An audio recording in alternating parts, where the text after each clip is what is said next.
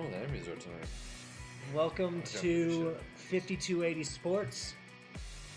I am your host, Carter Burgess, next to my main man, Steve Johnson. How are you, buddy? Good, how are you? Good. All right, we're gonna be talking about 5280 Sports. We're also gonna be talking about just sports in general, I guess. Yeah, sounds good with me. Yeah. This is actually our first podcast. We're kind of new to this, so bear with us, please. Yeah, it should be good. We've been wanting to do this for a while, and Yeah. we have a lot of rants that we go off in sports, so we might as well put it on the air and let you guys listen to it. Absolutely. We need some feedback. All right, so I think the first topic we really want to talk about is Pete Rose, whether he should be let back into the Hall of Fame or he shouldn't.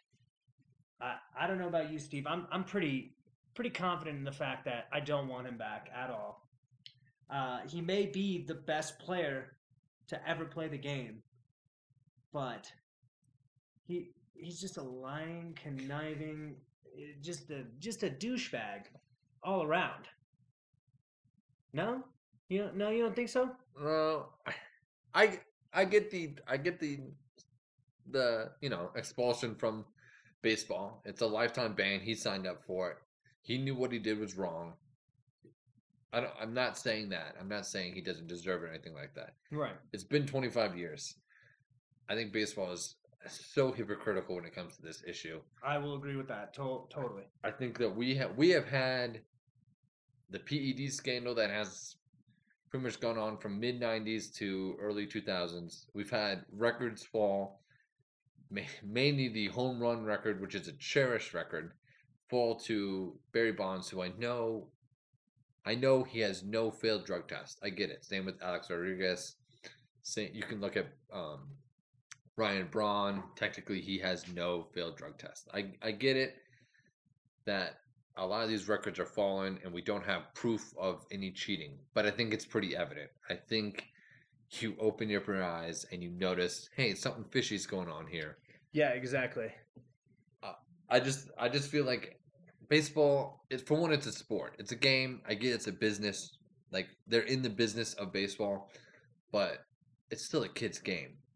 And this guy is your all-time hits leader, all-time, games played leader. Charlie Hustle, baby.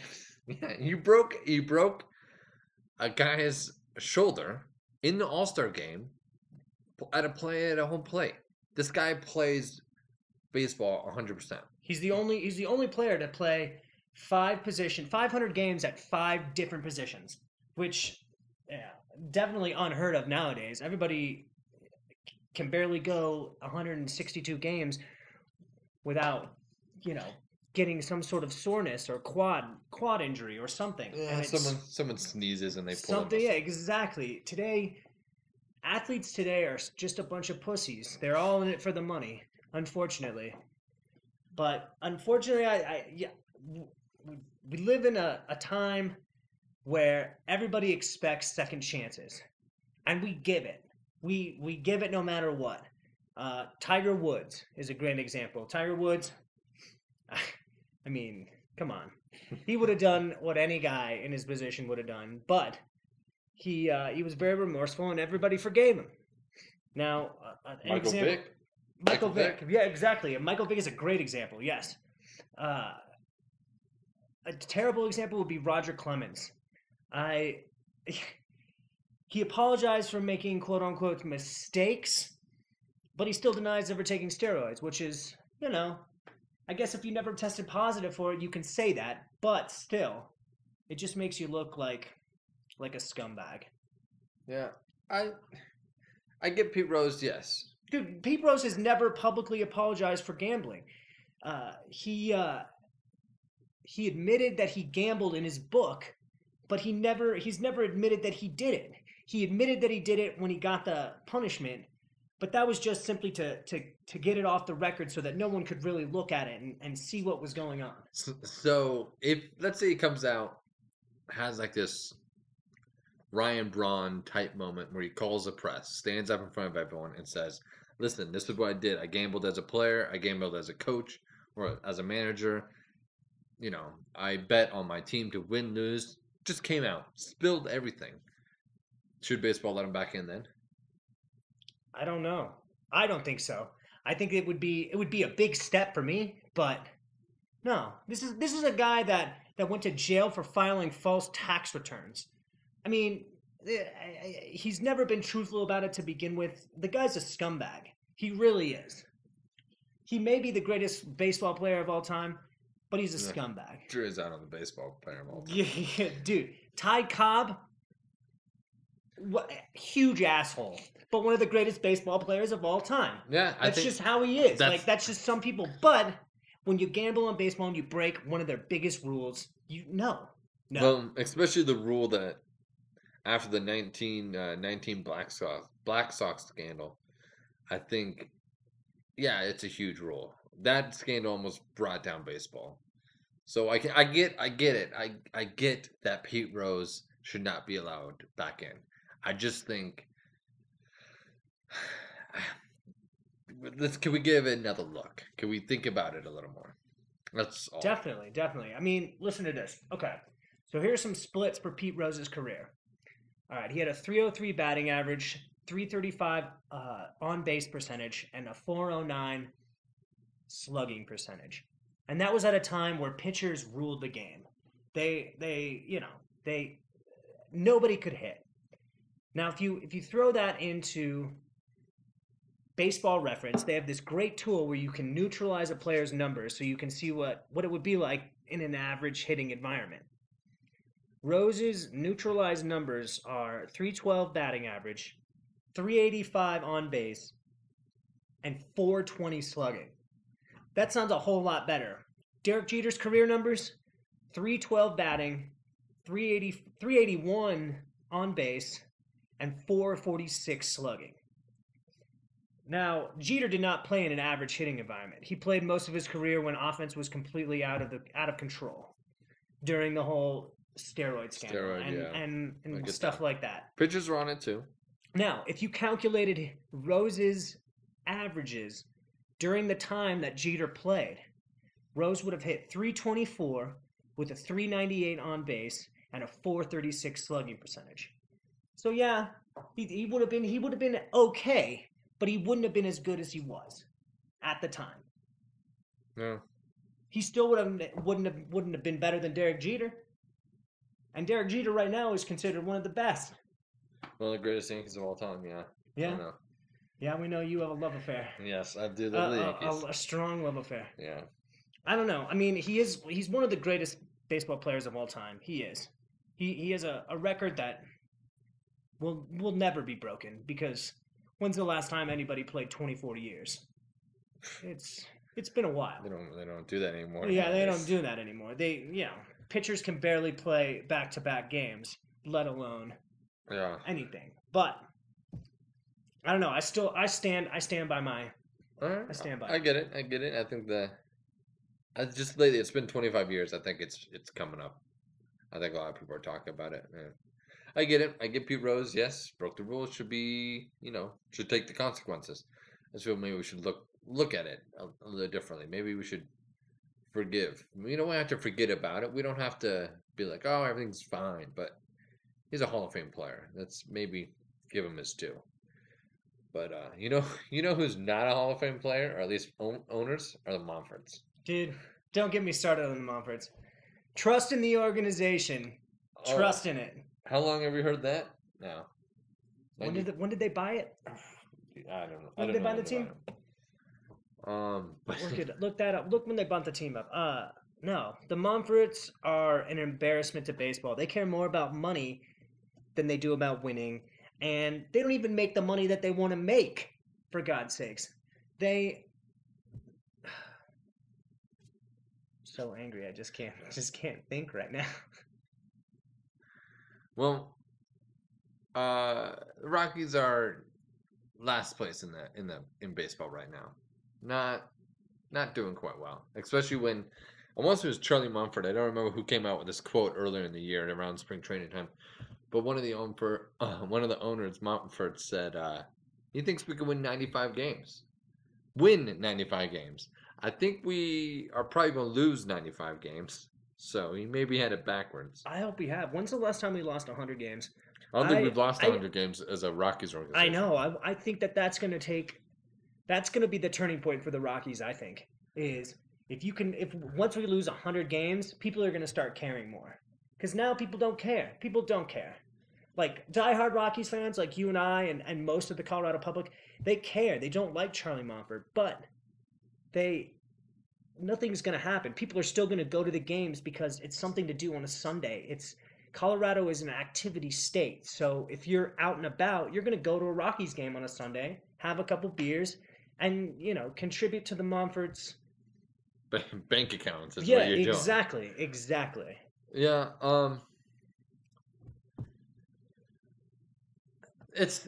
Coors Field's a beautiful stadium. Denver is a beautiful city. And on a Saturday night, I'm 30 years old. I know I go to Rockies games, and I go to socialize and maybe drink beer, and that's what I do. Absolutely. That's the best thing to do. But I mean, let's be honest. Baseball is a ridiculously long sport. I love it. It's an amazing sport with lots of strategy behind it, but beer makes it better. Beer makes it better. Beer makes the Rockies better. And yeah. Like Tulowitzki signed a big contract. Hasn't been healthy. I think hasn't been healthy. What a terrible leader you are, Tulowitzki. I'm sorry, but if you're taking your day off to go watch Derek Jeter play baseball, you're not a leader. You're not a leader in any way. Not when your team's doing this bad. No. And then get up and say that he doesn't like losing? Yeah, well, I don't like watching you get hurt all the time. When's your last good season? 2007? Maybe 2009? They've only made the playoffs, I think, twice in his career, and those were the 2 years that he played the most games. He, again, is losing a significant chunk of playing time this year, and he's out again for the season. Yeah, he's out again with hip surgery. Yeah, with a hip. Yeah, he had a hip injury. It's you got Cargo. I like Cargo. Cargo's a 5-tool player, but we signed these two guys to big contracts, not like long term as in a Pujols deal, 10 years, but we signed them to longer term deals. They're not 2-3 year deals, and it's not that it's not working as in maybe we feel they don't earn the money, which I don't know if they necessarily earn the money, but no, he's never earned the money. Same with Cargo. They have never earned the money. When's the last time a Rockies player has earned the money that they got? Todd Helton? Todd Helton made quite a lot at the end of his years. Well, he was not. Well, he had his back issues. When did Charlie Monfort get this team? Looks like 2003. Dude, can we trust a guy that went to the University of Utah? Probably not. Maybe 2000 or 1993. I'm looking here. Joining by an interest. Yeah, it looks like 1992. Yeah, 92, 93. So they've been owners pretty much the entire time. And we haven't won for the entire time. Yeah, we haven't got. We went what in 07, and we got there on complete luck. We never should have been there. Ever. No, that was, what did we win? 21 of 22 or something crazy. Something ridiculous that's never been matched. Well, it might have been. Yeah, but I think the A's were the closest to match it. And not to harp on Tulo and not to harp on Cargo, because I don't want to say that they don't earn the money. This is just my take on it. I know how you feel. But let's hear it. It's not like they're not producing when they are playing. It's just that they're not playing. That's true. That's true. Tulo had the best batting average in baseball before he got hurt. He was a contender for the NL MVP. Exactly. He is always a runner. He's always a contender for the NL MVP, and then he gets hurt. And that's the problem, is that what does he do in the offseason? Does he do offseason training? Does he keep his body in the right shape? I'm sure he does. He plays the game hard. But what if I know I heard talk about here, mainly we get a lot of our info we watch sports, we read papers, we read articles, we listen to podcasts of Colin Cowherd and Mike and stuff like that. We love sports.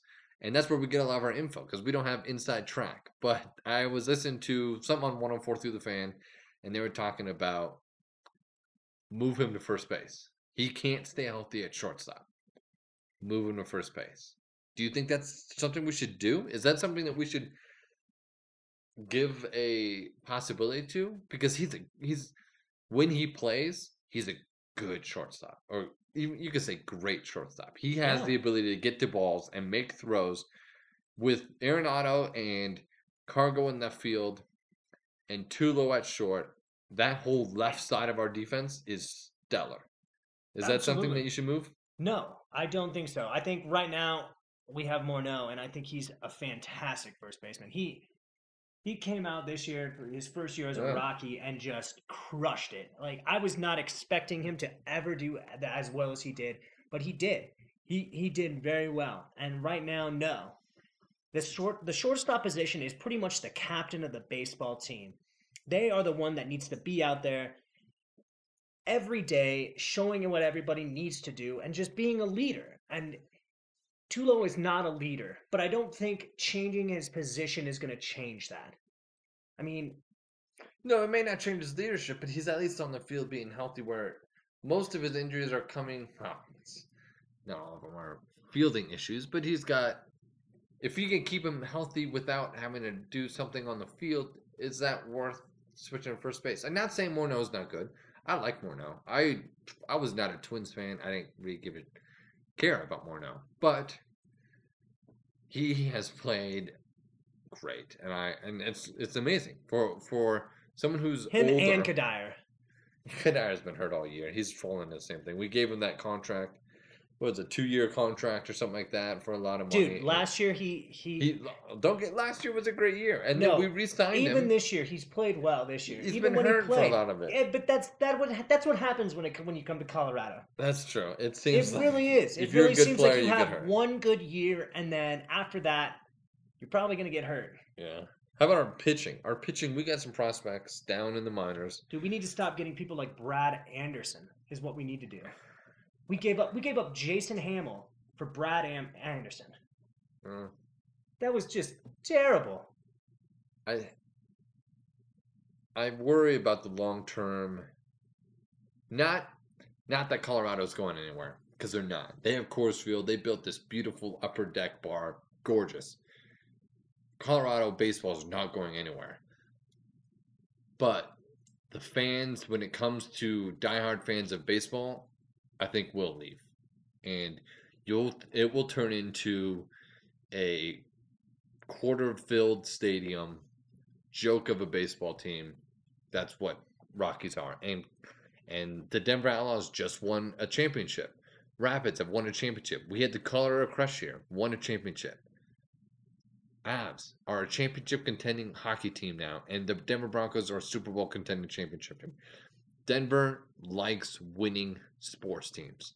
We are an outdoor, active, sport-filled community. And if you lose, and baseball is America's sport, and I love Colorado and Denver, and summertime in this state is amazing. I've lived here my whole life, and I love the summer here. And to have baseball, and if we had a contending team where we put wins on a regular basis, this place would be electric during the summer. It would be, it's hard to say because Broncos pretty much rule this town, but it would be Bronco-esque. They would contend.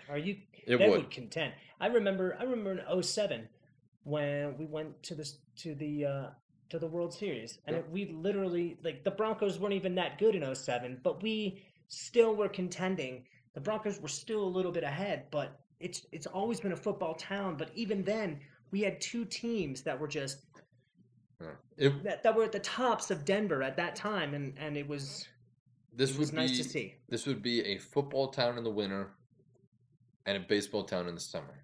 But right now, we're a joke of a baseball team, and it's rough to watch. It's rough to see. I love Coors Field. I think it's beautiful, and I love the idea of a winning baseball team in Colorado, but it's not happening right now. Not anytime soon, that's for sure. Let's change the subject. I can't talk about depressingness anymore. Let's talk about the Broncos. Wes Welker. What are you thinking?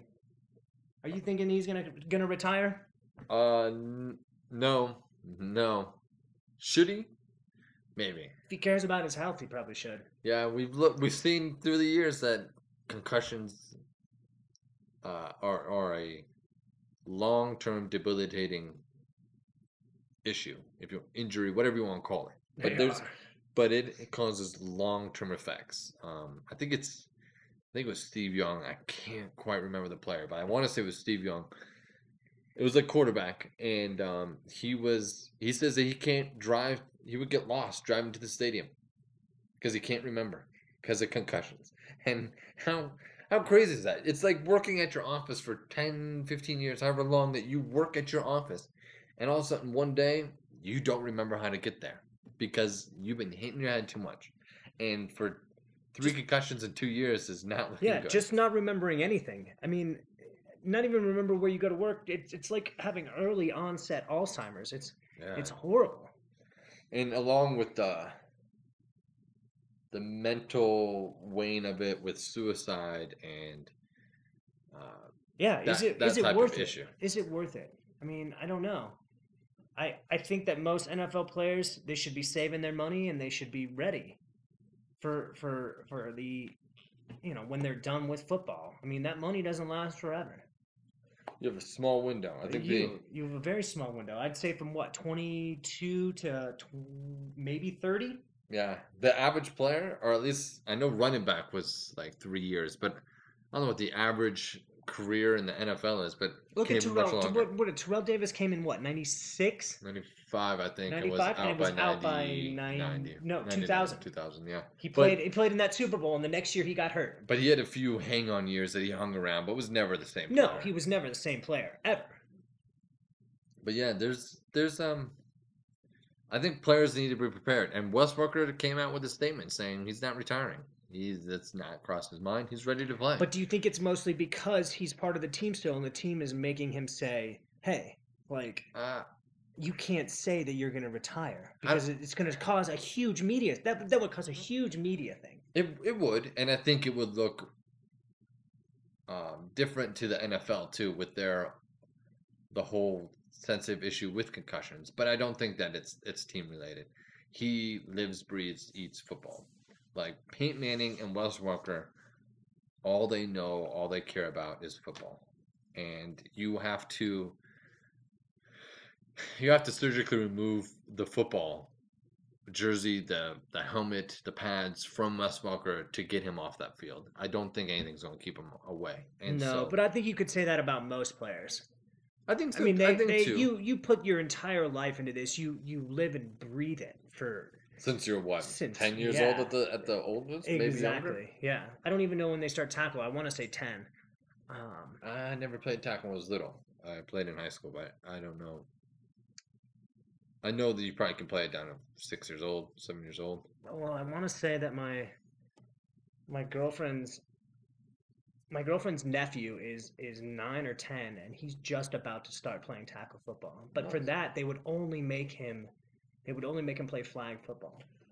Which I think is smart. But there's a thing in California. I heard that they're really pushing kids to play flag football up until high school is when they start tackling. Once their body starts to kind of mature, they kind of figure out kind of physically who they are. But you get to play flag football, you kind of get to see the in-depth of the game. You get to see maybe the mental side and the X and O's side of it without having to worry about the, grind it out, knock each other in the face kind of thing. Exactly. I think that's a great thing. I think you develop a love for football. Maybe it's not with flag football. Yes, it's different. You don't have the tackling. I get it. But you develop a different side of it, like the more beauty, fluidness of it. Fluidness isn't even a word. But we're going to go with it. We're going to go with it. This is our first podcast. But you see, I think you preserve the body playing up until 14, 15 years old. if you can play 5, 6 years, 7, 8 years, however long the child plays of flag football and really develops the game, and then you add in the tackling for safety reasons, I think it's great, and I really encourage it. I hear all this apocalypse stuff about, in 15, 20 years, kids aren't playing football anymore, and it will be an obsolete sport. That's the biggest joke I've Really, ever I heard. have not heard that. I've Dude, heard. football is the backbone of Yeah, this country. I It agree. wasn't until before then it was baseball, and that came around. Football became the new sport. I want to say in the '60s. Yeah. We live in a society where people want things done fast. People are running to go, and football is exactly that. Uh, I I Where did you hear that? I've heard of people call in. I've heard like they do it with baseball too. They talk about doomsday of like this sport's gonna be obsolete with the concussions, and I Dude, don't buy it. soccer's next. Soccer. That's the That's the next next sport rise of up sport. that's the I next don't rise know up about sport that. of the U.S. I Soccer. I think as weird as it may be, if you have a next big sport, eventually probably all sports get replaced. Baseball got replaced by football. Everything will happen. It will probably be basketball. That's just my guess. Basketball's already a big sport in this country. But I think it'll be the next big takeover sport. You watch. I don't doubt it. It's an interesting sport, that's for sure. I'm not a big basketball guy. You are by far the bigger basketball fan than I am. You played in high school. Yeah.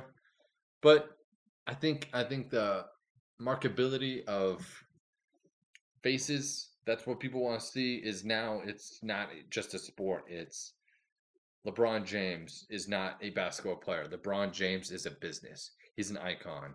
Kevin Durant, he got offered $289 million from Under Armour. Yeah, but you could say that about any sport. Look at Peyton Manning. That Peyton Manning is a brand. Oh, I give Peyton Manning is completely a brand, and he's one of the few that you recognize his face.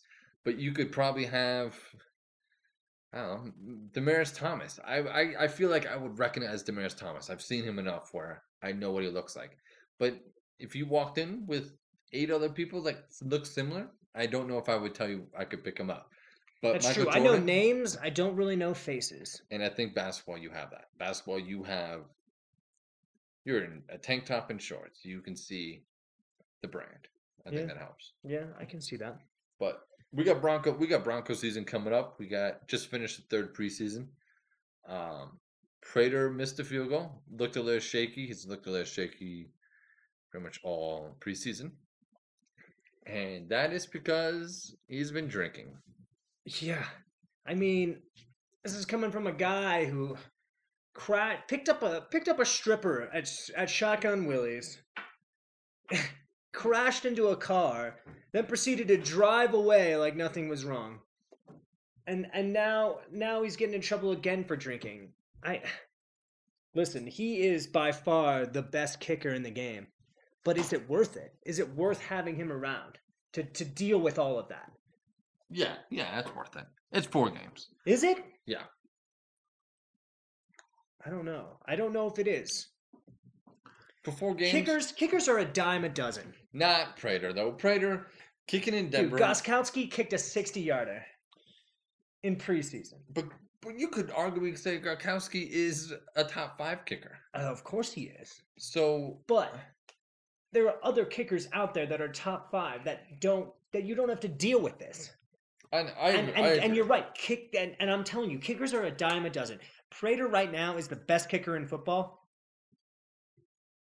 But any kicker that you bring to Colorado, any athlete that you bring to Colorado and you make them train in Colorado, they're going to be a better athlete than anybody else in the league. Yeah, and they really are. Kickers can kick farther in the elevation in Colorado. But let's say we go to Seattle week 3, tied game. We're down by 1, 2, whatever you want to say. Down by 3. 3 seconds left to go. Wouldn't you rather have Prater kicking the ball than some other athlete? Yes, I would. But he's not going to be there week 3. He won't be there. But don't you feel that's a little maybe? But it is because we've seen him over the years. I think you could do that. You could say that about anybody that you've seen multiple years and make those kicks. But we got from Elam, who you could say was arguably a great all-time kicker, to Absolutely. Prater. We have had 20 some years of great kicking here. So it's hard to look at it and say, yeah, kickers are down a dozen when we've had. Well, they are, but see, but we've had two great kickers in the span of almost 30 years. I Yeah. think he's in his 7th year. Prater is. Yeah, I mean, something like we've had great kickers in a span of 30 years. Like, what's to say that we can't find another great kicker? That's true. That's true. I didn't hear all of I didn't hear much of it his either. apology, but I heard that he vows to quit drinking and get his life together, which is good. Wish him the best of luck, and we can't afford this. I did hear though. I was worried. What's he gonna do with those sick arm tattoos, though? He's going to show him off at Shotgun Willie's. Shotgun. It's a dry bar. New building at Shotgun Willie's as well. Yeah. Haven't been in it, but I want to check it out. But he vows to get his life together, which is good. That's what we need, and it's a 4-game suspension, which it's going to hurt us, but I think we'll be all right. I don't think we can put up with this if it happens again, a year or something like that. I think it's a little different. But I think we'll be all right, and I think it'd be worth it. I think he's a good kicker, and I think we need him. I think we'll put up with it because we seem to be the organization of alcoholics. That's true. We really do. I mean, it's a bad thing to be proud of or to even joke about, but it's true. We seem to have our alcohol problems out here. We do. We've had 2 executives last year. We had Ward in the off season at a bar, strip club. Yeah. Get into an alcohol situation, and we've had DUIs here, and now with Prater. But I think we'll be all right. I do find it funny that he got suspended for 4 games, while Ray Rice got 2. Got 2 for knocking his wife out. You know, I don't condone domestic violence in any way. Domestic violence is terrible. I mean, it's horrible. There's been rumors. You told me about this. There's been rumors that something may have happened in the elevator that sparked this, and that we just saw the last horrible part of it. Yeah, we saw. This is. I was listening to radio today, and they're talking about that. We saw just a bit of what really went on, and that was when the elevator doors opened. That maybe, again, I don't know, and I'm not condoning anything that Ray Rice did, but maybe something happened where she maybe snapped. I don't know what it is. I have no clue because we haven't seen the video. She just hit him a bunch of times, and then he just turned around and just knocked her. Yeah, and I could see that. I'm not saying it's good, but I could definitely see something like that happening. Maybe there was an argument, fight, and it got heated, and they got in a physical fight. It happens. It happens all the time. But it's funny that it's a 2-game ban for him. I understand that with Prater and Josh Gordon with his marijuana issues, that they have those written into the collective bargaining agreement. They have those set in stone where you do this, then you get this penalty. You do this, you get this penalty. And they don't have that for domestic violence. But you look at it and you look at the situation, and it just seems a little out of whack. 2 games for it doesn't seem right. He obviously knows something that we don't know. So can we hold it against him? No. I think that everybody has put way too much pressure on Roger Goodell to change it, and now they're good. Now they're going to change it because they're going to revise the rules on it simply because everybody made a fuss about it. Yeah, I think they have to. And I think the main thing is that we may not know everything of this story. No, we weren't there. We don't see all the video, and I think that's just how it's going to be. But I think things have changed. I think things will change. Yeah, I think things will change for sure. It's come to light that I think there's big enough uproar that things, will change in the either next off season. I don't know what they can work out with the collective bargaining agreement, but Something will change. Something will. All right, let's do our rankings for the year. These are the NFL rankings for every division for this year. This is what we think is going to do. This is how we think they're going to do. Yeah, this is our division winners, and then we'll pick our 2 Super Bowl teams, who we think from the AFC and from the NFC. It's hard because I'm sure Broncos are going to be for both of us because we are diehard Bronco fans. I bleed blue and orange, but there's no doubt about it that the Broncos will represent the AFC in the Super Bowl. There's really I have not seen anybody that could beat us this year. I think we're going to win 13 to 15 games. I can't see anybody on our schedule that's really going to beat us. Maybe in a short week, maybe something like that, but I think in Seattle will be tough. I think you're right. I think in Seattle and New England are going to be our toughest games. But I think we'll be all right. I do think that's Steve's cat in the background. I do think though we won't win as many games as we did last year. What did we go 13-3 last year? You don't think we'll get 13? Nope. But I think we'll be a better team. All right. Well, when we're done with this, we'll go to the schedule, and I want you to tell me who you think we're going to lose to. All right. Let's pick our division winners for the NFC. We got the NFC East, North, South, and West teams. All right. For the NFC East, I want to say it's going to go the Eagles, Giants, Cowboys, Redskins. Not bad. I feel very similar. I think Eagles are going to win this division. I think they're the best team. The only difference is I'm picking Redskins second, Giants third, and Cowboys a dead far distance last. Wow. Just no love for Tony Romo. They've finished 8-8 for the last 3 years. I think they'll be lucky to win 4 games. Huh? They have a horrible defense. They lost some players on defense. They don't have a terrible defense. I think they have a terrible defense, and they have to me, I know they got Des Bryant. They have a mediocre offense. I don't think that Tony Romo will make enough plays to win games. NFC North. You really think the Redskins are going to take second? Really? With a new head coach? Out of default. I don't think anyone will be great. No, that division, nobody's ever got great. No, I think Eagles will run away with that division, quite honestly. Yeah, I agree. The NFC North, I agree. We got Lions, Bears, Packers, Vikings. I think this is going to be a good division. I like the Bears. I like the Lions. I like the Packers. And Vikings, do you have AP in the backfield? Anything's possible with AP. I really wish the Vikings would have made Bridgewater their quarterback and not Castle. I don't think Castle is a good quarterback. I never think Castle is a good quarterback. Damn it, Steve, for dropping that pen. All right, so NFC North. I'm thinking it's going to be Green Bay, Chicago, Detroit, Minnesota. Yeah, that's good. I would say pretty much the same thing. I think Green Bay is going to win it.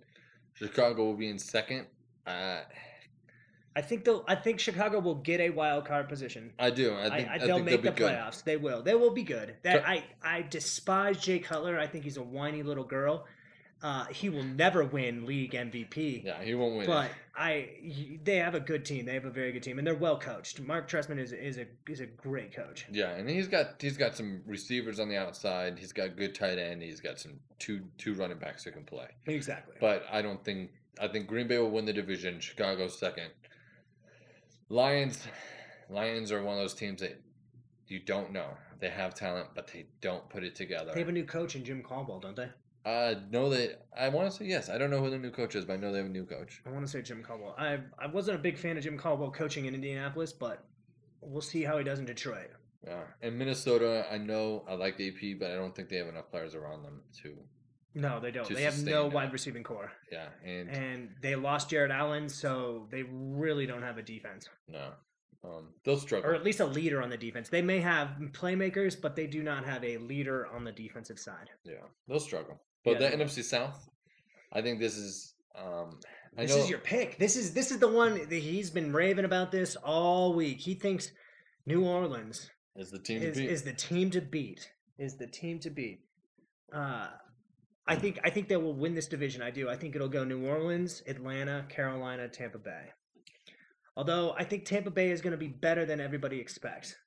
I agree. I think this is everyone talks about how great the NFC West is, and that the NFC West is the division to be in. I disagree. I think it's the NFC South. I think NFC South is the toughest division. I think New Orleans will win it. You got Atlanta and Carolina, and I can't. It's hard for me to decide who's going to be 1 and 2. Atlanta has no defense. Carolina has no wide receivers that have played any significant time. And then Tampa Bay, I think Tampa Bay is really coming on strong. I think they'll be all right. I think this is the time for Cam Newton to make a name for himself. He's always been Cam Newton, but he's never really lived up to his expectations. Yeah. After winning the national championship, I think this is his year. If he wants to make a statement for himself, he will do well with no wide receivers at all. And he'll if he can do that, I will now call him an elite quarterback. Yeah, he's right on that cusp of like he is. Is he going to make that step up where you think of Peyton Manning, Tom Brady, Drew Brees, Cam Newton? I know he puts up numbers. He's put up good numbers.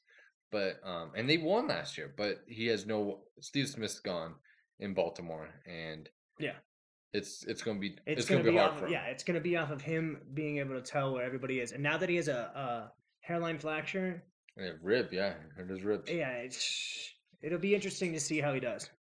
But I'm gonna go Saints, Falcons, Panthers, Bucks, and again Bucks. I think are going to be in this competition. I think it will. I think they'll all be very close. Yeah. They will be, for sure. Here we go. NFC West. This is it. This is the supposed juggernaut division. And most people think Seattle, and I think Seattle will be the best in this division. I think it will go Seattle, Arizona, San Francisco, St. Louis. And I think San Francisco and Arizona will be close, but I think Arizona is going to edge them out, especially the way that San Francisco has been playing. I mean, eventually San Francisco is going to get back into it, but they look really poor. They look really poor. They have looked terrible this preseason. And St. Louis is out with Bradford. We'll touch on that afterwards, but I feel bad for him. Dude, is Ryan Leaf around still? Yeah, the two biggest busts right now, first rounds. Yeah, I don't think this is the juggernaut division, but I do think Seattle is the juggernaut of this conference. I think Seattle will run away with this division. A distant second will be San Francisco, followed by Arizona, and then St. Louis. And again, Kaepernick could prove me wrong. I totally see that happening. I usually think I know what I'm talking about, but the way they've looked, they look really bad. They don't look like they're here to play. While Seattle coming off a Super Bowl win, as painful as it was to watch, they look like they're back for another one. Like they do look good. They look very ready to play. And I wonder if the reason that San Francisco doesn't look very good is this whole offseason business with the Browns. Jim Harbaugh, he's in his contract year, and I really do wonder if he's going to re-sign with San Francisco. I don't know. It almost feels like he has one foot out the door right now. Exactly. This is a big year for him too. I think the last 3 years they've made it to the NFC Championship. Yeah. They were the worst team in football, and the year that he came in, they went to the NFC Championship. I think it's a big year for him, as in if they do well, they will resign him. If they don't, he's gone. I don't even think it's that. Even if he does well, I don't know if he wants to play for him. It's true. It's a business, I understand, but it's still, people take things way too personally. Yeah. They do. Oh, well. All right. AFC East. All right, you go first this one. Yeah. You tell me. You go. All right. AFC East, we got the Patriots, Dolphins, Jets, Bills. I am a Miami Dolphin fan, but they're not going to win this division, which is rough. But I think they'll compete. Dude, I like Tannehill. I do hope like that Tannehill. He comes up. I hear that he's becoming more of a leader in camp, and that's big. That's really big. That's exactly what they need. Yeah, they got some pieces. No Sean's down there. I think they have some good pieces around there. but I think New England's going to win it. Miami, I think, will be second. New York Jets, it's rough. You got Rex Ryan as their head coach, who hasn't done much of anything when it comes to an offensive side of the football for New York Jets. I think Geno Smith, as much as Carter here does not like him. He is not a good quarterback. He's not a good quarterback at all. And I know he didn't have a good rookie year, but I think he's playing well this preseason. I know I'm not a huge fan of Eric Decker. I think he is a product of Peyton Manning. I don't think he was much. But I'm going to pick the Jets to finish third, while the Buffalo Bills will finish fourth. And I think that Eric Decker is going to have 4 trips this year, where he just trips for no reason. That's what I'm thinking. That's what I'm going. Invisible shoelace. The invisible shoelace, just more grass than there should be. Yeah, that's what I'm seeing. All right, but I'm saying the Patriots are first. I'm gonna say the Jets are gonna be better than the Dolphins. Then it's gonna be the Dolphins. Then it's gonna be the Bills. You see what Jim Kelly said? Jim Kelly he doesn't like any of the quarterbacks. And you're right. And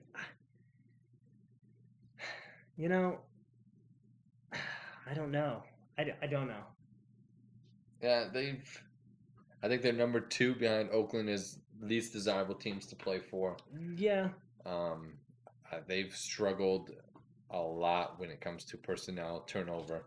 I don't think Buffalo's going to do much, and I like EJ Manuel. I think he does some good things. I want him to do really well. I really do. They got Watkins there, who is an absolute beast. He came out, rookie wide receiver. At the beginning of at the beginning of training camp, they said that he was by far the best player on the field. Yeah, but I think they'll struggle for a couple of years. I don't think they'll be much.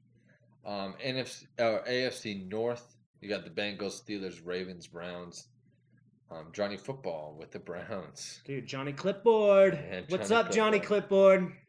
I think this is going to be a good division. I think it's always tough between Cincinnati, Pittsburgh, and Baltimore. Did you see Pittsburgh was ranked 3rd behind Yeah, I've heard New England? A lot of people are talking about how Pittsburgh could compete for the Super Bowl. I'm not going to say win. Compete for the Super Bowl. Yeah, I don't believe it. Not when both their running backs are. I have not heard that. Stoned in their car right now. Not gonna believe it. And did you hear Mike Tomlin come out and say that suspensions may happen? Yeah, the punishment for them is to play more football, which. I mean, it's just weed. Yeah. We are in Denver. It's all about gays and Jays here, but it's still.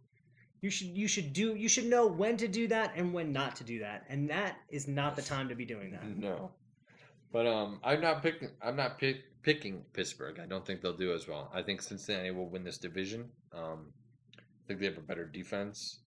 I think they have a better offense. Pittsburgh, though, I'll go number. It's tough because Pittsburgh and Baltimore are both good teams in my opinion. But I'll go Pittsburgh 2, Baltimore 3, and Cleveland. A way distant 4th. I don't think they'll be. No, they will not be very good. Although, I think Pittsburgh and Baltimore. Cleveland has a decent defense. They lost T.J. Ward, which is big, but I think they still have a pretty decent team. Mm-hmm. I think that the Steelers are going to take this division. I think it's going to be the Bengals next, then the Ravens, and then the Browns. But I think the Bengals and the Ravens are going to be closer together than the Bengals and the Steelers. I don't see the Browns doing very well. I really don't. I think what's going to hurt the Ravens is that Ray Rice won't be there. I know it's only 2 games. We talked about this earlier. But those 2 games could mean a lot. Yeah, I think they can easily go 0-2, by the way. AFC South, Colts, Texans, Titans, Jaguars. This is a runaway with the Colts. I think Andrew Luck will be in once Manning retires. And you've got Manning, Breeze, and Brady, who I would say are the top 3 quarterbacks in the league. I think Rodgers, you could say up there by 4th, in my opinion. Luck is there. Luck is going to be a legitimate Hall of Fame. He's a legitimate Hall of Fame quarterback. And he's going to run away with this league. Texans, They have a really good defense. I think Clowney's a big pickup. J.J. Watt being healthy, Cushing That being is an healthy. absolutely ridiculous defense. It really is. They just need some safeties and cornerbacks, and they will be good. Yeah, I don't think that they have enough offensive firepower. I think Colts will win it. Texans will be second competing, or Really, you don't think Andre Johnson and no, I don't think they have enough. really? Nope, no, I don't. Andre Johnson's been in the league for what 10, 12 years now. He's kind of getting up there. Not that he's bad or anything. I would love to have him as a player, but I think Colts are the team to beat. Foster. You don't think Foster's going to do anything this year? No, I think he's too injury prone. Interesting. The Texans are third or second, and I think that they'll compete. I'm not saying Texans are out of it. I think they'll probably compete for a wild card spot. I think the two wild cards will come of the NFC or the AFC North and the NFC or the AFC South. But Titans and Jaguars will probably battle that out. I really like Bortles. I haven't seen much of him play, but I've kind of read some of his snippets from the games, and they say he looks legit. That's why I'm putting the Jaguars second. Wow. So finish yours, and I'm about all to right. drop some bombs here. All right, I got Colts, Texans, Jaguars, Titans. All right. I had the Colts, Jaguars. I've become a Blake Bortles fan. I think that's exactly what Jacksonville needed. Their offense now. They lost Blackman, which come on, buddy. If he had been there, I might have said they would have competed for the first of this division. Wow. Indianapolis is good, but they have no running support. They have Richardson, but that's it. Who's Everybody like else is getting. Bradshaw got hurt, and now they're trying to find somebody else to back him up. And Richardson's averaging like 2 yards a carry. Exactly, and he wasn't doing very well last year either. So I'm saying that they have an awesome offense, but I'm going to say the Colts, Jaguars, then I'm going to say Titans, Texans. So you told me about how great the Texans are, and you're picking them last. Yeah, they have a great front seven, but they have terrible cornerbacks. They have terrible safeties. Yeah. I mean, I don't think Fitzpatrick. I love Fitzpatrick. I want Fitzpatrick to do so well. I really do. He's one of the smartest players in the league, and he's just never been in a system where it fits him. I think they'll be all right. I like their head coach, the guy they got from Penn State. I think he'll be really good. Blank on his name, Brian or something like O'Brien. that. O'Brien. Yeah. I don't know if he will be. I think it's messed up that he's a Belichick prodigy, and I think he'll be all right.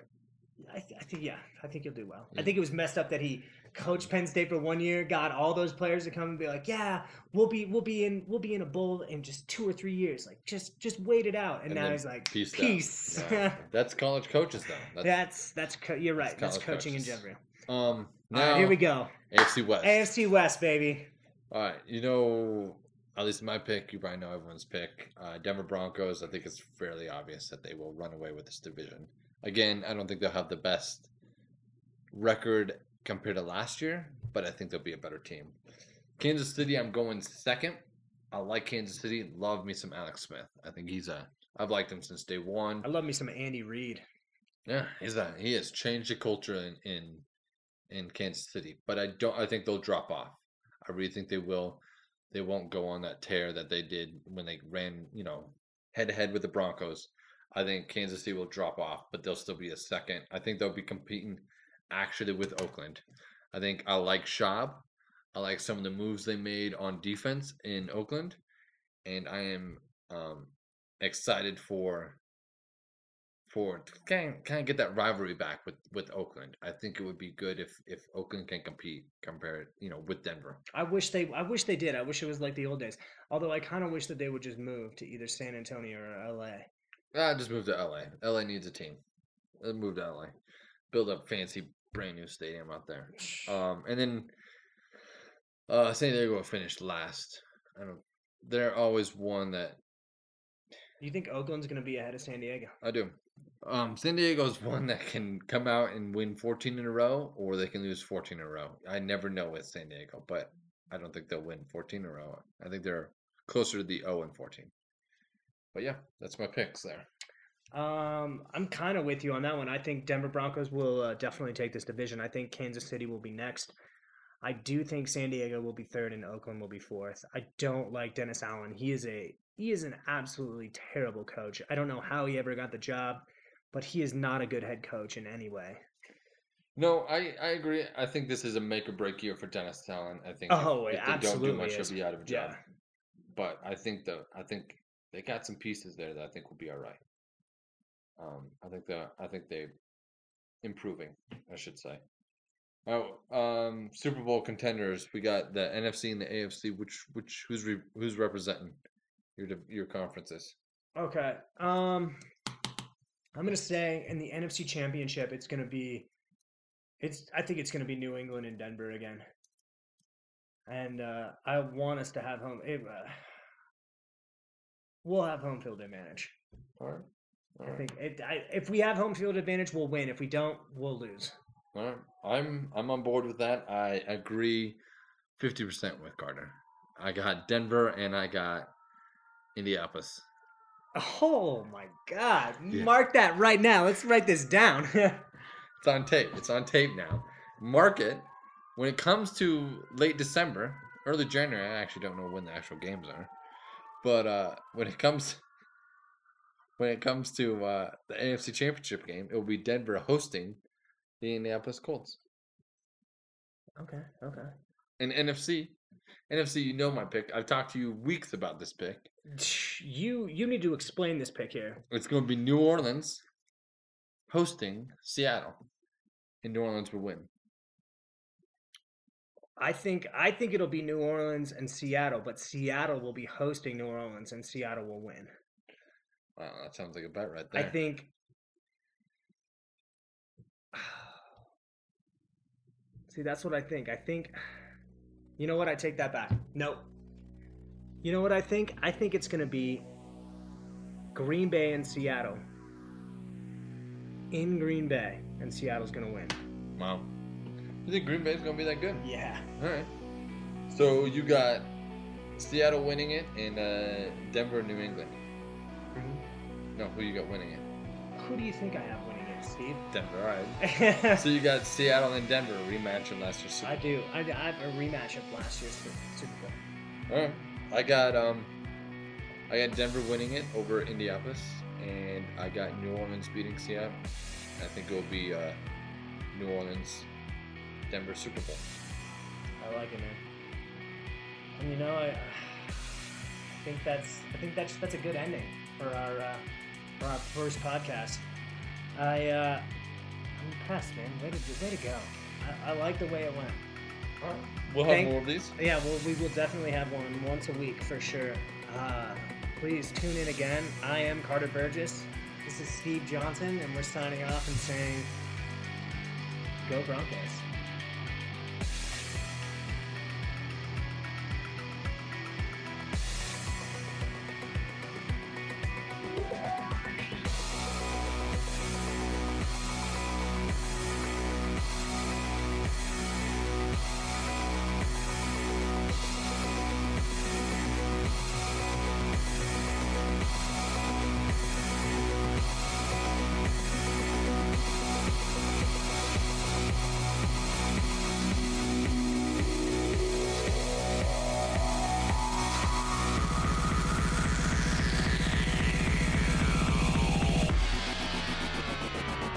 Like a pro, bring it back, that's what's up.